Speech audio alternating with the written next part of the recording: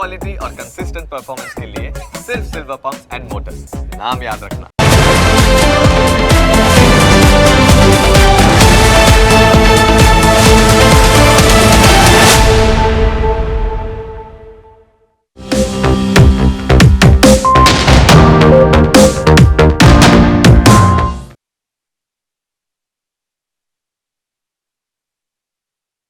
આ તમામ સમાચારોની છે અમને ફિકર ને એટલે જ હું આપના માટે લઈને આવ્યો છું prime 9 with Jigar. Prime 9 with Jigar આજે બોરીસણા ગામથી છે.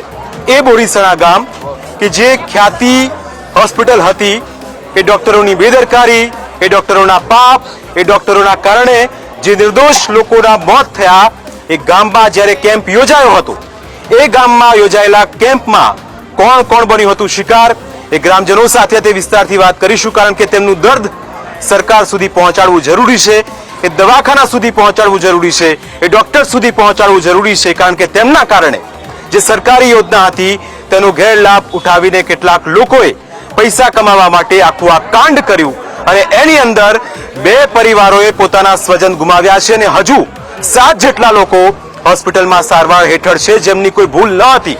એ ભૂલ ડોક્ટર્સની હતી, એ ભૂલ હોસ્પિટલની હતી. અને એટલા જ માટે આ ગામમાં આજે આપણે પહોંચ્યા છીએ અને આ ગામના લોકો સાથે વાતચીત કરીશું, એ દર્દીઓ સાથે વાતચીત કરીશું જે આ કેમ્પમાં તેમને લઈ જવામાં આવ્યા હતા, બસમાં બેસાડવામાં આવ્યા હતા. એવું કહેવામાં આવ્યું હતું કે તમને અમે અમદાવાદમાં એક મલ્ટી સ્પેશિયાલિસ્ટ હોસ્પિટલમાં તમને સારવાર આપીશું, તમને કોઈ પણ જાતની તકલીફ નહીં પડે, તમારી પાસે પ્રધાનમંત્રી જે જન આરોગ્ય જે કાર્ડ છે એ કાર્ડ છે એટલે તમારે પૈસા પણ નથી ખર્ચવાના. પણ આ ભોળા લોકોને ફસાવીને આ તબીબો પોતાની હોસ્પિટલમાં લઈ ગયા અને પછી શું થયું એ તમામ લોકો જાણે છે. પણ અહીં જાણવા માટે જરૂરી છે કે જે લોકો છે એ કેવી રીતે આનો શિકાર બન્યા. આ દાદા છે, તેમની ઉંમર એટલી છે કે તેમણે ઘણા વર્ષોમાં કેટલાય ડોક્ટરને જોયા હશે, પણ આ વખતે જે ડોક્ટરને જોયા, આ વખતે જે હોસ્પિટલને જોઈ, એમણે ક્યારે કલ્પના ન કરી હતી કે જેમને આપણે ભગવાન માનીએ છીએ એ ખરેખરમાં ભગવાન છે નહીં. દાદા, તમારી સાથે શું થયું હતું જ્યારે ડોક્ટર આવ્યા? તમને કઈ તકલીફ હતી એટલે તમને એવું કીધું હતું કે તમને દવાખાને લઈ જવાના છે અને તમને અમે સાજા કરી દઈશું? મને એવું કહેતા હતા કે તમારી ડીપી વધી જશે, એ કંઈ કે તમને લઈ જવા પડે, તમારી ડીપી કે વધ્યા તો જઈને ડીપી માપીને ગોળીઓ આપો.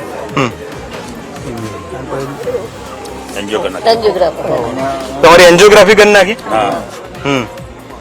તમને ખબર હતી કે એન્જિયોગ્રાફી શું છે? તમને કઈ ખબર હતી? મને તો કઈ ખબર પડતી જ નથી. ચાલતો માણસ છે.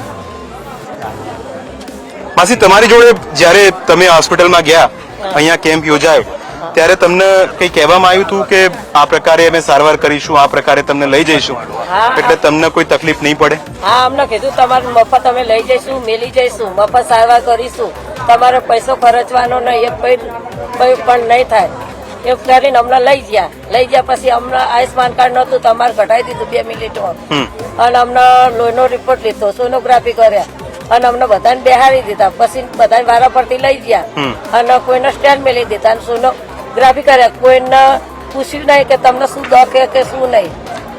એટલે અમારે હવે આનો તો ન્યાય તો લેવો જ પડશે ને. તમને તકલીફ કોઈ હતી જ્યારે ડોક્ટરો આવ્યા? કોઈ નથી. અમે આ કામ કરીએ, માટીના કામ કરીએ સાહેબ, અમે પ્રજાપતિ છે, માટીનું કામ કરીએ. કામ કરતે કરતે અહીંયા કેમ પાયો તે બોલાવ્યા, અમે બતા બાજ્યા, તે ચેકઅપ કાઢા બાજ્યા, તે ચેકઅપ ના બદલે કે તમારે આવવું જ પડશે. તો અમને બસ આવી તો અમે ઘરે બોલાવવા આવ્યા.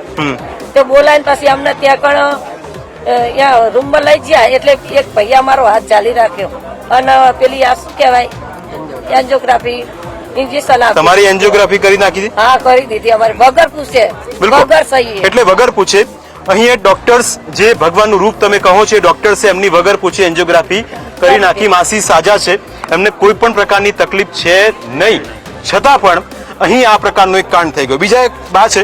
બા, જ્યારે ડોક્ટર આવ્યા અને તમને કોઈ તકલીફ હતી આટલા વર્ષોથી? કોઈ બીમારી તમને કોઈ હતી? ના, બીમારી તો કોઈ દાડો નહીં, પણ આ પગની નસો લગી દુખાતી હતી ને, પગનું આગળ તેમને કીધું બતાવાય એ કે તમને કે થોડું હલકારો છે, ડાયાબિટીસ છે અને મને કીધું સજ નહીં કીધું હું તો ભેંસો દઉં છું મને ડાયાબિટીસ સારી હોય કીધું હું તો કામ ખેતીનું કરું એમ કીધું અમે ખેતીનું જ કરીએ છીએ અમારે તો તે કીધું મને કશું નહીં પછી કે તમારા પેલું આઈસ કેર છે કારણ કે તમને લઈ જવા પડશે આવી જજો કે બતાવવા અને મને લઈ ગયા અને બધી દવા કરી પેલા ઈકના એન્જિયોગ્રાફી કરી અને પછી છે તે 10 વાગે જતા રહ્યા ત્યાં આવ્યા ભેગા થવા જ ના આવ્યા ગોળી આલી ને કશું નહીં એક બે ને ગોળી આપી એ એન્જિયોગ્રાફી જ્યારે કરી ત્યારે તમને કઈ કહેવામાં આવ્યું કે તમને આ પ્રકારની એન્જિયોગ્રાફી કરવાની છે? એવું કશું નતું કીધું એવું જ કશું કીધું જ નહીં કોઈને ખાલી હાથ પકડી કે તમને ગરમ હવા લાય થશે તે લાય જેવું નથી પણ મને લાય બરતી હતી ને તો કીધું બે સાહેબ મને કોઈ કંડિશન મેળવો ને બહુ જ લાય બરસ તો કે તમે ઓખે ઉગાડી રાખો ને જોવો કે મારે જોવું નહીં કીધું આટલા બધા બેઠા તમે ઉભા રહ્યા છો ને મને નહીં જોવાતું કીધું એ કરીને પછી પડી રહી શું કરીએ બિલકુલ એટલે એ લાચારી હતી. એક બા છે, બા થોડા આગળ આવો એટલે તમને દેખે એ ડોક્ટર્સ પણ દેખે કે આ ડોક્ટરે આ બા સાથે શું કર્યું. આ બાને આટલા વર્ષો મને લાગે છે કે 80-85 વર્ષ બાને થયા હશે. બાને ના તો કોઈ હાર્ટની તકલીફ છે, ના તો કોઈ તેમને પેટમાં દુખતું હતું, ના તો તેમના ઢીંચણ પણ સારા છે. એટલે ગામમાંથી ચાલીને આપણી જોડે અહીં આવ્યા છે. એટલે ડોક્ટરને એ પણ અહીં જુએ. બા દવાખાને ગયા, સાહેબ આયા અને સાહેબે શું કીધું હતું? સાહેબે કીધું હતું કે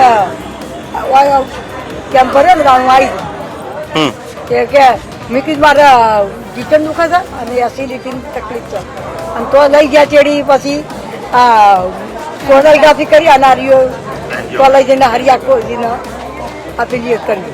છાતીમાં તમને અત્યારે દુખતું હતું ખરું ક્યારે કોઈ દિવસ? ના, એટલે એસિડિટીનું મેં કહ્યું હતું, બીજું નહીં કહ્યું.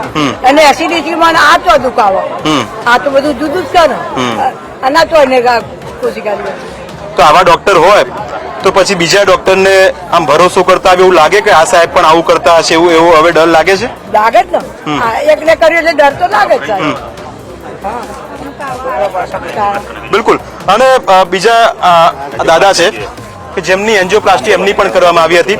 દાદા, તમારું નામ શું અને કેટલા વર્ષ થયા તમને? મને 77 વર્ષ થયા. આજ સુધી મેં કોઈ દવા લીધી નથી, દવાખાને ગયો નહીં. બરાબર, અમને તો લઈ ગયા કેમ્પમાં. ત્યાં તો અમારી જે દર્દ છે એ સારવાર થશે, બરાબર, અને તમને ત્યાંથી પછી રજા આપી દઈશું. પણ અમને તો સીધા ઓપરેશન થિયેટરમાં લઈ ગયા. અમારો કોઈ રિપોર્ટ કર્યો નથી કે તમને આ તકલીફ છે. અને તો જઈને સુવારી દીધા, 2-4 જણા જાળી રાખ્યા અને સ્ટેન્ડ મૂકી દીધું. તમને સ્ટેન્ડ મૂકી દીધું અને ચાલુ ઓપરેશન અમારો અંગૂઠો લીધો, બરાબર. એટલે એ અંગૂઠો પૈસા માટે લીધો હતો? પૈસા માટે સહી કરે. હું સહી કરું છું, ભરેલો છું. હવે અત્યારે અમને મોથાની તકલીફ થઈ છે, છાતીમાં દુખાવો થાય, શરીરે ધ્રુજારી આવે છે, બરાબર. એટલે આ પહેલા થતું હતું કે પછી આ હવે થવા લાગ્યું? થયા પછી જ બધું આ થવા મળ્યું છે. બિલકુલ. એટલે કે ડર છે. 77 વર્ષના આ દાદા છે, તેમને 77 વર્ષમાં કોઈ દવા લીધી નથી, પણ આ તબીબોના કારણે તેમની અંદર ડર એટલો છે કે અત્યારે જે વાત કરતા કરતા પણ ધ્રુજી રહ્યા હતા. આ ધ્રુજારો તેમને ડરનો છે. આ ધ્રુજારો એ વાતનો છે કે મને ક્યાંક કંઈક થઈ ના જાય, કારણ કે ડોક્ટર્સે ડર બેસાડ્યો હતો કે દાદા કંઈ પણ થઈ જશે, એટલા માટે તેમનું સ્ટેન્ડ મૂકવામાં આવ્યું. હવે આ બીજા એક વડીલ ગામના છે અને એમની સાથે પણ વાતચીત કરીએ અને એ પણ સમજીએ કે જ્યારે આ ગેમમાં કેમ્પ યોજાયો હતો ત્યારે આ પહેલા પણ ક્યારે કોઈ કેમ્પ યોજાયો હતો? તમને કહેવામાં આવ્યું હતું કે આ પ્રકારનો કેમ્પ યોજાય છે? અને ખ્યાતિ હોસ્પિટલ કે જે આટલી મોટી હોસ્પિટલ છે, તમને ખબર હતી? બીજું જે તબીબો આવ્યા હતા, અહીંના તબીબો સાથે વિશ્વાસમાં તમને લીધા હતા પહેલા? ના, આ ગામમાં કોઈને પણ પૂછ્યું નથી. એ 2 એક્ટિવા લઈને આવેલા, ગામમાં 4 જગ્યાએ બોર્ડ ભરાઈ દીધેલા અને મફત સારવાર થાય છે. અંદર બધા રોગોના જુદા જુદા પ્રકાર કહી દેલા હતા. એટલે જુદા જુદા પ્રકારના કોઈ હૃદય રોગના હુમલા કે એવા કોઈ દર્દી હતા જ નહીં. આ પગના કોઈ સાથે પગના અને કોઈ હાથના પગના ને એવી રીતના હતા. એ બધા આવેલા, બધાને અહીંયા આવી અને અંદર કાર્યક્રમ કાઢી અને પછી બધા આમાંથી લગભગ 80 જણનો અહીંયા રિપોર્ટ કાઢ્યો તો એમાંથી લગભગ જીના આબુ એને આવો, અમે લક્ઝરી કાલે મેળવીશું, લક્ઝરી આવશે, તમને ખાવા પીવાનું આપશું, તમને બધું મફત થઈ જાય. કોઈ સગાવાલા લઈ જવાના નથી. સગાવાલા આવશે તો અંદર તેઓ અંદર પહેવા દેતા નથી, એટલે તમારે એકલાને જ આવવાનું છે. સગાવાલા હશે, જવાવાળા હતા, એમના દીકરા હતા, પણ એમના પર બધાને ના પાડેલું. અમે જાતે અહીંયા મેલી જઈશું, તમારે કોઈ ચિંતા કરવાની નહીં. આ બધા ગયા, ત્યાં ગઈ અને પછી વાળા પરથી અમને લોકોને અમે પૂછ્યું એટલે વાળા પટેલ અમને કીધા તો કેસ કાઢ્યા, પછી અમને અંદર લઈ ગયા. અને જેને 7 લોકોને તો અમને એન્જિયોગ્રાફી કરી દીધી અને એમાંથી 2 જણ જે મૃત્યુ પામ્યા તે પછી અમને અટકાવી દીધું અને એમને સીધા ચોથા માળે લઈ ગયા. જે કાકાનો નંબર હતો તે પછી બચી ગયા છે અને જેના અંગૂઠા નતા આવ્યા ને, જેના માટે અંગૂઠા મતતા હતા પૈસા ઉપાડવા માટે, જેના અંગૂઠા ના આવ્યા એને કંઈ નહીં કર્યું એવું પણ કર્યું છે. એટલે પૈસા કમાવાની સ્કીમ જ હતી આ. આવો તો આજુબાજુના ગામડામાં પણ આને મેં કરેલું છે ખ્યાતિ હોસ્પિટલે. અને જે હતા કાકા હતા એમને જેના અંગૂઠો ના આવ્યા ને એમને પછી રવા દીધું છે અને જેના અંગૂઠા આવ્યા એમને બધા રેન્જો કાપી કરી દીધેલું છે અને એમના અંદરથી પૈસા પણ કપાઈ ગયેલા છે. બિલકુલ. એટલે આ પહેલા પણ ગામમાં આવ્યા હતા અને કેમ્પ કરેલા છે. આ હોસ્પિટલે 10/2/1922 સાલમાં તેલાવ ગામમાં કેમ્પ કરેલો. ત્યાંથી 2 જણા આ બધે મૃત્યુ પામેલા. એ પછી હમણાં 6 મહિના પહેલા કંજરી ગામમાં કેમ્પ કરેલો. ત્યાં આગળ પણ એક વ્યક્તિ મૃત્યુ પામેલા છે. પછી અમારા ગામમાં કેમ્પ કર્યો તો અમને કોઈને જાણ નથી. અહીંયાથી 90 દર્દી ભેગા થઈને વાતચીત કરી એટલે 20 જણા લોકો આ લોકો લઈ ગયા. બરાબર. 20માંથી 7 જણને તો એન્જિયોપ્લાસ્ટી કરી નાખ્યું. એમાંથી 2 જણા એક્સપાયર થઈ ગયા. બાકીના દર્દી છે તો બધાની હાલત ગંભીર છે. બિલકુલ. હવે આ બીજા અહીંયા આ બાજુ થોડો કેમેરો કરીશું એટલે ગામના લોકો પણ છે કે એ લોકો પણ જો દવાખાને એમની બતાવવા ગયા હોય જ્યારે આ કેમ્પ યોજાયો હતો. બા તમે બતાવવા ગયા હતા જ્યારે આ કેમ્પ યોજાયો હતો? હા, પણ આ સમાચાર બા તમે બતાવવા ગયા હતા? શું કીધું તમને?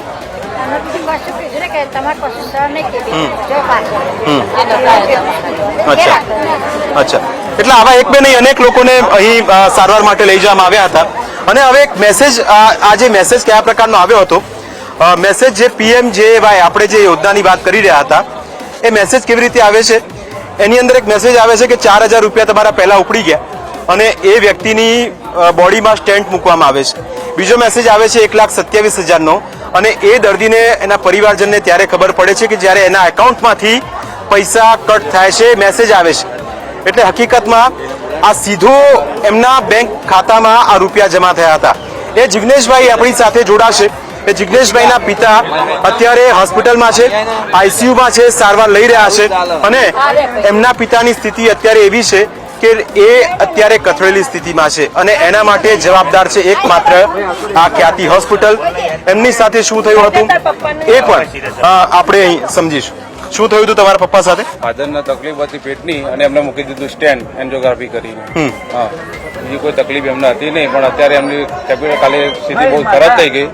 પરમ દિવસ તો એમને અમે આખો દિવસ કાલે ફર્યા છે અને એમને દવાખાને લઈ હતા. સ્થિતિ એમની બહુ ખરાબ છે. જ્યારે પપ્પા સાજા હતા અહીંયા કોઈ તકલીફ હતી? કોઈ તકલીફ નથી, ખાલી પેટની બીમારી હતી અને લઈ ગયા બીમારીનું કઈ અને એમના સ્ટેન્ડ નાખી દીધું એન્જિયોગ્રાફી કરીને. અને મારામાં મેસેજ પણ આવ્યો છે, 1,27,000 રૂપિયાનો મેસેજ પણ આવી ગયો છે રાતોરાત. એક અડધા કલાકમાં મેસેજ પડી ગયો ઓપરેશન કર્યા પછી. એટલે એ કાર્ડ તમારી પાસે હતું કે પછી હોસ્પિટલે કાઢી ત્યાં જઈને? ના, હોસ્પિટલે અને કાર્ડ તો અમારી પાસે હતું જ પણ ત્યાં અમને મગાવેલા હતા. એટલે તમને કાર્ડ મગાયા. હા. અને જેને નતા એને તે લોકો ત્યાં કાઢી નાખ્યા. મેસેજ આવ્યો ને, આ મેસેજ રહ્યો. એટલે મેસેજ જુઓ, આ જે બતાવે છે જિગ્નેશભાઈ એ એમનો મેસેજ છે અને આ મેસેજ તમે જોશો તો એની અંદર ટ્રાન્ઝેક્શન દેખાઈ રહ્યું છે કે જે PMJY જે સરકારની યોજના છે, પ્રધાનમંત્રી જન આરોગ્ય યોજના, એ યોજનાનો હેતુ એ છે કે જેને તકલીફ પડતી હોય, જે અશક્ત હોય આર્થિક રીતે, એમને મદદ મળી શકે ને ઓપરેશન તેમનું થઈ શકે. પણ અહીં બીજા એક મિત્ર છે અને એમના પપ્પા પણ અત્યારે આ જે કેમ્પ હતો એમાં ગયા હતા અને એની અંદર અત્યારે તમે જુઓ કે એમની સ્થિતિ કેવા પ્રકારની છે, એમને શું તકલીફ હતી? એમનું શરીર બહુ ખરાબ છે અત્યારે. નામદારો રાવદીપ પોપટભાઈ મારા પપ્પા હતા તે ગયા હતા ત્યાં. તે આવી લાલચ આપીને તે લઈ ગયા હતા. અત્યારે એમને એન્જિયોગ્રાફી કર્યું છે, ત્યાં શરીર બહુ ખરાબ છે. હું બપોરે પણ દવા લેવા લઈ ગયો હતો એમને. એટલે અત્યારે ઘરે છે કે હોસ્પિટલમાં? અત્યારે ઘરે છે, તબિયત બહુ ખરાબ છે, દવા લઈને. બિલકુલ. એટલે કે આ તમામ લોકો અત્યારે પોતપોતાની અલગ અલગ વાતો કરી રહ્યા છે, પણ જે હકીકત એ છે કે જે રૂપિયા કમાવા હતા હોસ્પિટલને, એના માટે હોસ્પિટલે આખું એક કેમ્પ યોજો અને કેમ્પની અંદર આ રીતે લોકોના રૂપિયા ખંખેરી લીધા જે સરકારના છે.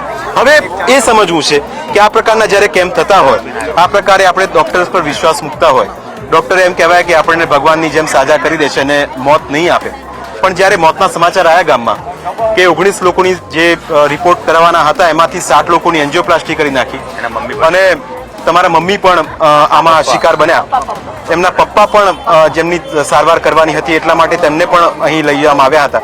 તમારા ફેમિલી સાથે શું થયું? મારા પપ્પાને કશું નહીં, ખાલી એકલી ખાણ આવતી હતી શરીરે. તો આ લોકોએ શું કર્યું કે અહીંયા બોલાવીને એમને રિપોર્ટ કરે. એ રિપોર્ટ કરીને પછી મને બોલાવ્યો ઘરે. ઘરેથી અહીંયા આવ્યો. અહીંયા પછી અહીં મને એવું કીધું કે તમારા પપ્પાને આવું થોડું હૃદયનો પ્રોબ્લેમ છે, એટલે કે તમારે ત્યાં અમારા આસ્થા હોસ્પિટલ વાળા આવશે ગાડી લઈને અને બીજા દિવસે કે તમને લઈ જશે ને એને બીજા દિવસે મૂકી જશે. પણ જેથી કરીને હું તો એમ કહેવા માંગુ છું કે મને જો આવી ખબર હોત કે ભાઈ આવી હોસ્પિટલમાં આવી છેતરપિંડી થાય છે તો હું અમારા ફાધરને મોકલતો જ નહીં. કેમ કે એમને ખાલી એકલું ચામડી ઉપર ખણ આવતી હતી ના લોકોએ આવી છેતરપિંડી કરી છે. ના આ બાબતે હું તો એટલું કહેવા માંગુ છું કે મને મારા ફાધર અને મને ન્યાય મળવો જોઈએ આ બાબતે. બિલકુલ. બીજા એક વ્યક્તિ છે, એમના પપ્પા પણ અત્યારે હોસ્પિટલમાં સારવાર હેઠળ છે. તે પણ 19 લોકો હતા, એમાંથી તેમને પણ દવાખાને લઈ જવાના હતા. તમારી સાથે શું થયું? મારા ફાધરને કેમ્પમાં બતાવવા માટે આવ્યા હતા. થોડી શ્વાસની તકલીફ હતી એટલે એ બતાવવા આવ્યા, એમને રિપોર્ટ કરી દીધો. શ્વાસ માટે આવ્યા હતા અને ECG કરી દીધું. પછી કે કાકા તમારા આયુષ્માન છે કે ના આયુષ્માન બે નહીં કઢાય. કે તમારા આધાર કાર્ડ લેતા હો ને રેશન કાર્ડ એ બે લઈને કે તમારા બાબલાને બોલાવો. તો એમને ફોન મને કર્યો તો હું આવ્યો હતા. તો મને કે તમારો રિપોર્ટ કરાવી દો. કે મારા ટાઈમ નહીં સાહેબ, મારા ખેતી કામ છે, ખેતીનું કામ છે. તો એ કે કરાવી દો, આમાં બહુ વાર ના લાગે. એટલે મને મારોય કરી દીધું. પછી મારે તો કોઈ તકલીફ નથી. મારે ડાયાબિટીસ ચેક કરાવવું તો કરાવી દીધું, બીપી ચેક કરી. તો મારો સાથીનો ECG કરવાનું. હું કમ્પ્લીટ છું, મારે નહીં કરાવું, મેં ના કરાવ્યું, હું બાકી છું. તો એમને મારો નંબર લીધો અને બે આધાર કાર્ડ અને રેશન કાર્ડ બે લઈ અને મને કે હવે દાદાને કાલે બસ આવશે અમારી, એ બસમાં અમે લઈ જઈશું અને તમારે ના આવવું હોય તો વાંધો નહીં, અમે લઈ જઈશું અને ખોજે મૂકી દઈશું. તો દાદાને તો હૃદયની તકલીફ લાગે છે એમ કરીને લઈ ગયા. મેં તો ના જ પાડી દીધું તો અમારે કરાવવું છે તો અમે કરાય. અમારા જોડે કાર્ડ નહીં, કાલે ઉઠીને પૈસા ભરવાના થાય તો આગળ કોણ ભરે? બિલકુલ. એટલે કે આવા તો અનેક કેસ છે. હમણાં હું ગામમાં આવ્યો, એક બા મળ્યા. હવે બાએ કીધું કે મને તો અહીં લઈને આવ્યા હતા જોવા માટે, સારું થયું કે હું અમદાવાદ એમની પાસે ન ગઈ, નહીં તો મારી સાથે પણ આવું જ થવાનું હતું. એ બા નસીબદાર હતા કે બચી ગયા. અને આવા જ કેટલાક લોકો છે. આપની સાથે શું થયું? આપના પરિવારના કોઈ સભ્ય હતા? મારા મમ્મી અને પપ્પા બંને હતા. અહીંયા આગળ ગામમાં કેમ્પમાં મારી મમ્મીનું ECG થયેલું અને મારી મમ્મીને જ પ્રોબ્લેમ હતો.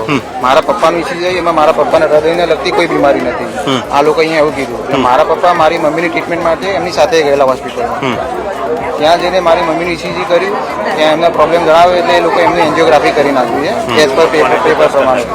મારા પપ્પાનો પ્રોબ્લેમ હતો, અહીંયા એક પથરીનો પ્રોબ્લેમ હતો એટલે એમને સોનોગ્રાફી કરવાનું કહ્યું ત્યાં. તો મારા પપ્પાને સોનોગ્રાફી કરતા એમને બીજું ચેક કરી લીધું કે તમને છે ને એક નસ 80% અને બીજી નસ 90% તમારી બ્લોક છે. ઓકે. એમ કરીને તો એમનું સીધું ડાયરેક્ટ સ્ટેન્ડ મૂકી દીધું, એમને એન્જિયોપ્લાસ્ટ કરી નાખ્યું ડાયરેક્ટ. અને એમને કોઈ એવું જણાવ નથી આવ્યું કે તમારી એન્જિયોગ્રાફી કે એન્જિયોપ્લાસ્ટ કરવાનું છે. એમને એવું હતું કે સોનોગ્રાફી જ કરી રહ્યા હતા.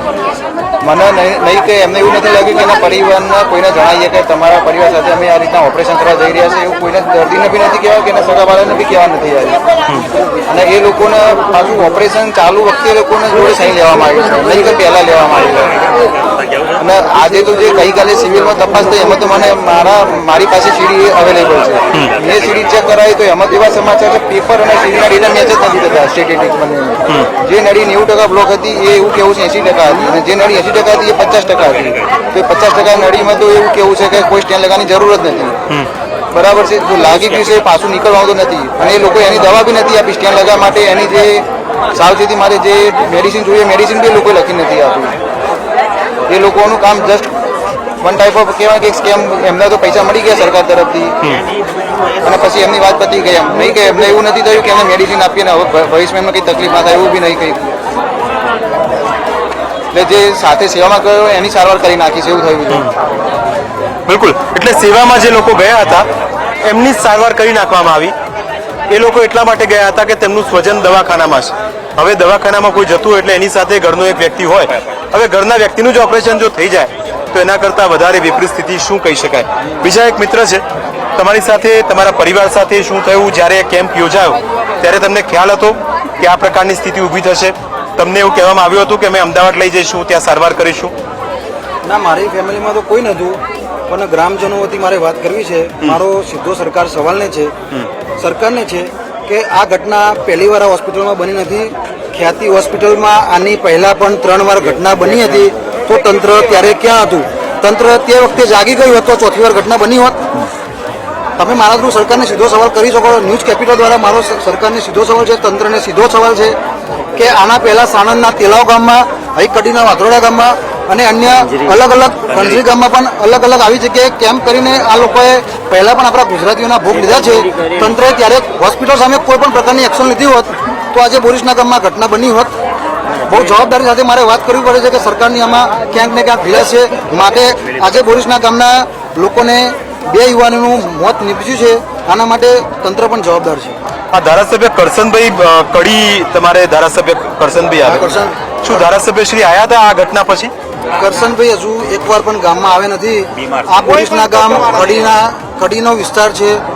એઝ અ એમએલએ કરશનભાઈ એકવાર રાઉન્ડ મારવા આવવાની જરૂર હતી, હજુ પણ આવે નથી. આરોગ્ય મંત્રી ઋષિકેશભાઈ આવે નથી. પછી આ કેસ પોલીસ સ્ટેશનમાં હમણાં તો તમને વાત મળી તો કદાચ ફરિયાદ પણ લેવા તૈયાર નતા. એટલે પોલીસનો કેસ છે. આ ગુરુ ખાતાનો પ્રશ્ન છે. હર્ષભાઈ સંઘવી પણ આના વિશે હજુ કોઈ પણ પ્રકારની પ્રતિક્રિયા આપી નથી. આ બહુ ગંભીર બેદરકારી છે સરકારની, તેના વિશે પણ જાણ થવી જોઈએ. બિલકુલ, એટલે કે તમામ લોકોનો ગુસ્સો છે અને હજુ આખા ગામમાં અમે જ્યાં જ્યાં ફર્યા ત્યાંથી બધા મિત્રોને એવું જ કહેવું હતું કે અમારી સાથે આ સૌથી મોટી છેતરપિંડી થઈ છે. કારણ કે જેમના પર અમે ભરોસો મૂક્યો એમણે જ અમારો વિશ્વાસ તોડ્યો છે. અને હવે જેમ જેમ ગ્રામજનો આવી રહ્યા છે, દાદા, જ્યારે આ ફરી એકવાર જ્યારે લોકો આવ્યા, જ્યારે આ કેમ્પ પૂરો થયો પછી તમારી સાથે હોસ્પિટલમાંથી કોઈએ વાતચીત કરી હતી? ડોક્ટરે કોઈને હમણાં વાત નહીં કરી, પણ જે મરી ગયા એમના સગાને ફોન કરવામાં આવ્યો અને એમણે કીધું કે તમારા છોકરાની આવી હાલત છે મહેશભાઈની. તે પછી અહીંથી ગામમાં બધાને જે હતા એમને બધું ઇન્ક્વાયરી કરી કોણ જીવશે. પછી ગામમાં જાગી અને 8-10 2 ગાડીઓ લઈ અને 25 માણસ ત્યાં ગયું. તો ગયા તારા 2 ડેડ બોડી હતી, બીજા બધાને એન્જિયોગ્રાફી કરવાની હતી. પણ આ જે હતા બધાને લાઈન કટાર લેવાના જ હતા પૈસા કમાવા માટે અને પૈસાની સ્કીમ જ હતી. આ એક જો કોઈના જેના આધાર કાર્ડ મા કેર ને આયુષ્માન કેર હતા એમના તાત્કાલિક કાઢી લેવામાં આવ્યા અને કાઢી લીધા પછી આ બધું હલ્લા બોલ થયું, અમારામાં બધું તોડફોડ થયું. એટલે જેના પૈસા ઉપડી જતા એમના બધાના બ્લોક કરી દીધા છે. એમના હવે બીજે જાય તો પણ કાલે યુએન મહેતામાં જ્યાં બીજે જ્યાં જે પાછળ દર્દી એમનો કેર તપાસ હતો એમનો બંધ થઈ ગયેલો છે. એટલે આમાં પણ પૈસા હવે પછી એમને પૈસા નથી નીકળતા તો એમનો કેર પણ ચાલુ કરવો અને જે દર્દી અહીંયા જે ઘેર લાયા છીએ એમની તબિયત સારી છે પણ જો એમાં કઈ અચૂકતું ના બને, ગભરાઈ ગયેલા છે, એમના અંદર જે અટ્ટા કટતા જે કામ કરે એવા હતા એમનું શરીર આખું નાજુક બનાવી દીધું છે. એ હવે કામ કરી શકાય એવા નહીં. તો એમના પરિવાર માટે અને એમના રિશ્તેદાર માટે, છોકરા સેવા માટે કોઈ પણ સરકાર સારું કરે અને પૈસા સારી વળતર આલે, જે પણ આલે અને એમના છોકરાની સારી તકેદારી રાખે. બિલકુલ, એટલે આ એક દાદા છે એ કહી રહ્યા છે કે આખો રૂપિયાનો આ ખેલ હતો. એટલે રૂપિયા કમાવા માટે જ સરકારના રૂપિયા પચાવી પાડવા માટે આખો આ કાંડ થયો. આમાં હું અહીં નિદાનમાં આવ્યો હતો કે મને કે તમારે દાદા હૃદયની તકલીફ છે કે પછી કે આવજો કાલે કે. તો હું તો ભાઈ ના નીકળ્યો. તમને કઈ તકલીફ છે ખરી હૃદય? કશું નહીં. આ એક પૈસા પડાવવાની જ પેલી છે. બિલકુલ, સવાલ અનેક છે. ગ્રામજનો કહી રહ્યા છે કે જે રીતે આખો આ કાંડ થયો તેના માટે એક નહીં અનેક લોકો જવાબદાર છે ને એમાં હોસ્પિટલ તંત્ર પણ અત્યારે જવાબદાર છે. સાથે એ પણ સવાલ ઉઠી રહ્યો છે કે જો આ જ પ્રકારે સ્થિતિ રહી તો આવનારા દિવસોમાં, આ તો બોરીસણા ગામ શિકાર બન્યું છે, પણ આવનારા દિવસોમાં આ પ્રકારના અનેક ગામ, આ ગામના લોકો આવી જ રીતે શિકાર બનશે તો તે પણ એક સૌથી મોટો સવાલ છે. અમારી વિશેષ રજૂઆતમાં અત્યારે બસ આટલું જ. ફરી મળીશું આપને સ્પર્શના મુદ્દા સાથે. ત્યાં સુધી રજા આપશો. નમસ્કાર.